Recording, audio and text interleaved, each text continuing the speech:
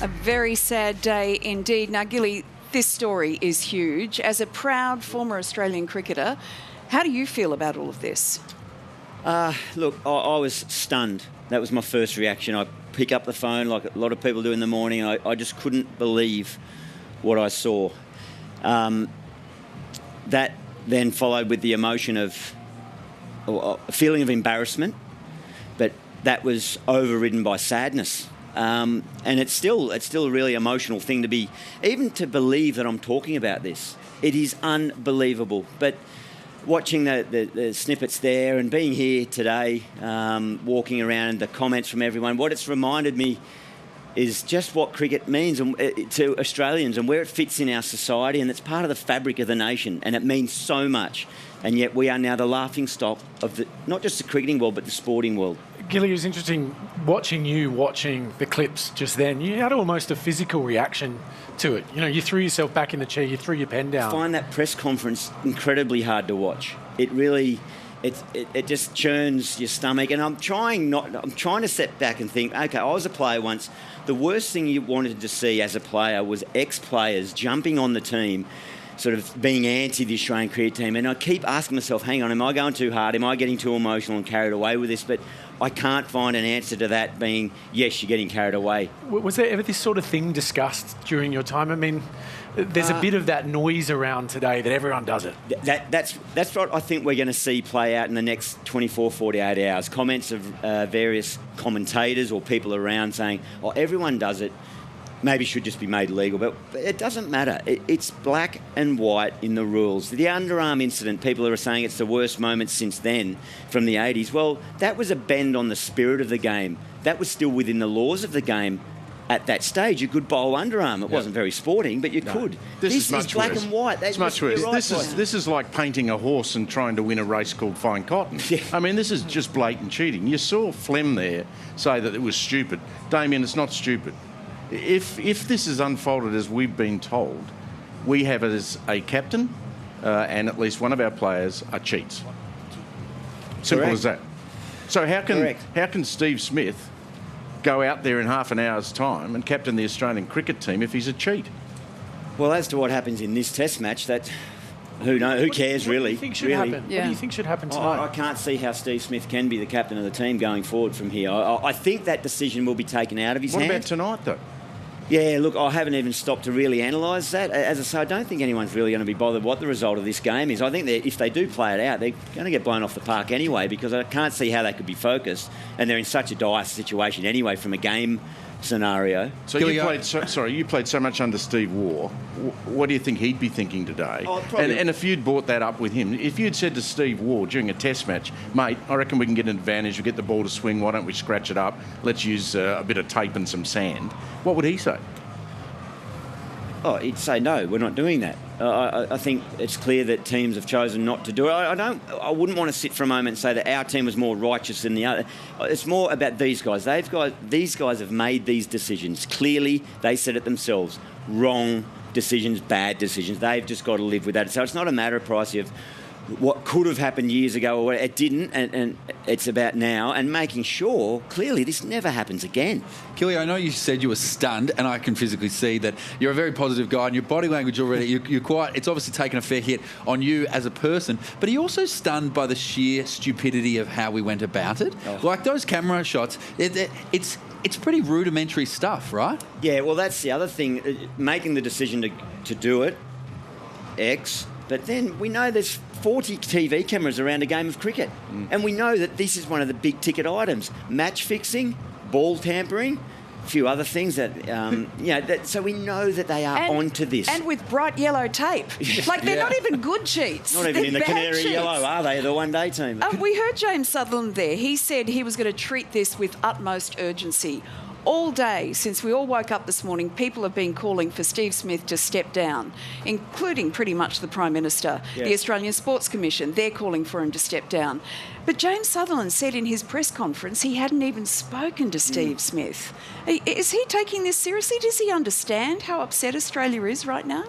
Oh, I'm sure he does. I'm sure that they've trying to sit down and gather their thoughts and work out the best process. And I think they are sending their high-performance manager, Pat Howard, over to start and a few others to start an inquiry and try to get to the bottom of this. But yeah, well, I asked you, I think midday was that press conference, I asked you guys, didn't I, has the CEO spoken again since then?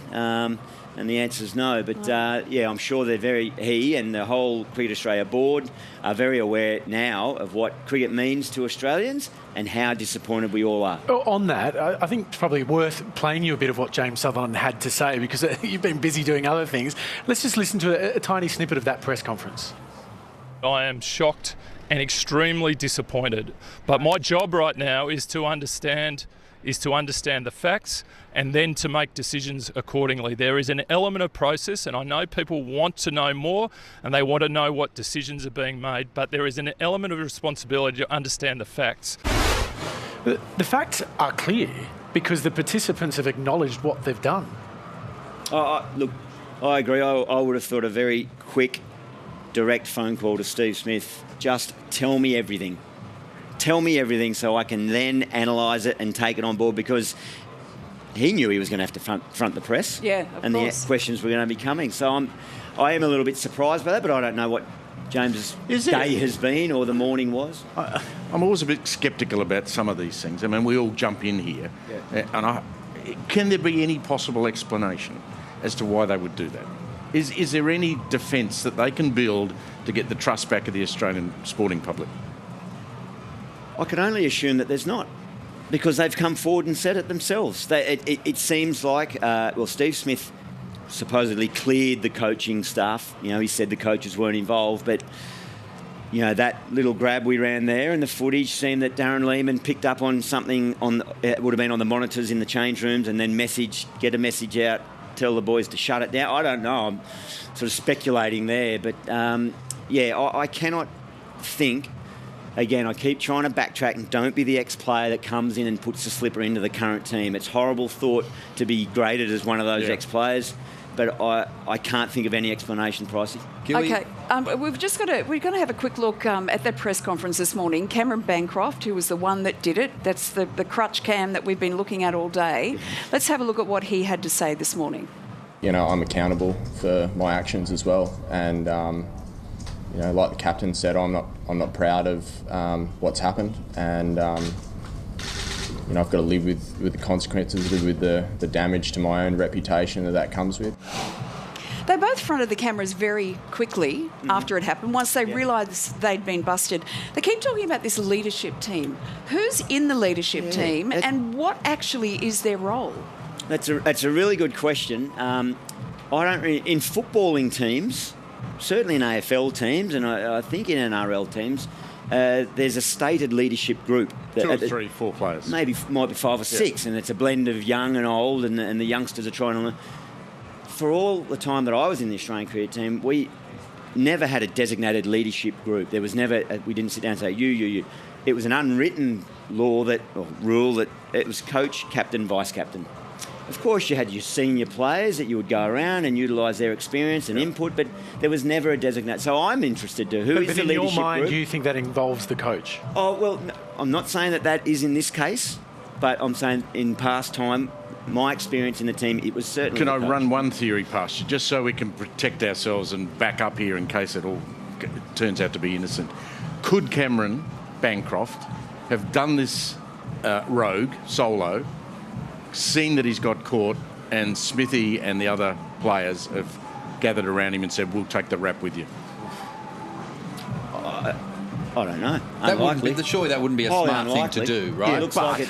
Isn't it? It's a team on tour, and Gilly knows when you're overseas, it's everyone together. But if we're running hypotheticals, let's say that what Steve Smith said is correct, and let's say that the leadership team did know about this, and then they've picked one of the most inexperienced players to execute the plan. Do you feel sorry for Bancroft out of this whole thing? If that is the case? We're hypothesising, speculating. Sure. I feel sad that they're sitting there. I don't want to speculate on what might have been. We'll all learn more 24, 48 hours, an inquiry, however long that's going to But the problem is, in the for. meantime, we are about to see, we believe, Steve Smith to walk out onto the pitch at 7 o'clock Australian Eastern Daylight Saving Time. That's very shortly. David Warner thought he had trouble with the crowd in recent times through that whole saga. Watch what's about to unleash on them. Gilly, is this I mean, I grew up and I idolised the Australian cricket team. I idolised you when you played. Do you think there's been a few incidents just in this group of players at the moment? Do you think this is now a group of players that kids will look at the same as we used to look at you guys? Or do you think they can repair this damage? Well, time heals. Yeah. Time heals most things, doesn't it? Yeah, and again, speaking in an emotional sense, look, I hope so. I hope there's some further explanation today, tomorrow, more clarification on what it was, and if indeed it is what they've told us on face value, a bad mistake, they just continue to fess up and open up and admit that. Look it in the eye. And that's why if there's a skerrick of positivity, it's at least they've done that. We're not sitting here speculating about vision and creating. So what should be the penalty? A storm. I don't know. I tell you what, if he loses the captaincy, doesn't matter what the other penalties are. That's going to hurt. Well, at the moment, for ball tampering, my understanding is that you're out for one game and maybe your match fee, but not much more than that. Yeah, there's a range of charges, isn't there? And I think at the moment, Bancroft is the only one charged with anything under that ball tampering rule. So, again, we'll wait and see, but really, the penalties have started just by integrity, and are youngsters going to look up to these kids? As we've seen, it's gone to the top level. You've even got the Prime Minister, Malcolm Turnbull, who's basically saying this beggars belief and we need decisive action. Have a look. We all woke up this morning shocked and bitterly disappointed by the news from South Africa. It seemed completely beyond belief that the Australian cricket team had been involved in cheating. After all, our cricketers are role models, and cricket is synonymous with fair play. How can our team be engaged in cheating like this? It beggars belief. It's about the most passionate I've ever seen Malcolm Turnbull about anything. Yeah, and I tell you what, if he hates Sebastian Vettel as well, he's had a bad day. The old PM, bloody hell. Well, I know it's been a really difficult day for you, sort of juggling both things at once. But yeah, well, look, I mean, don't feel sorry for me. I share the nation's sadness, but I've had a wonderful day. I've been part of the 10 coverage of this Formula One. Danny Rick up in the 4th spot. Don't feel sorry for me. Good on you, Gilly. Good to chat. Thank you, Gilly. Appreciate your time. Thanks a lot, thanks Gilly. to Havana Brown for the soundtrack Yes, that we're which getting is at the moment. behind us at the moment. It's very hard to feel sad while you've got like disco music just pumping in the background. Can we have a round of applause for Adam Gilchrist, please? We've got lots more still to come on this special Grand Prix edition of the Sunday Project. Stay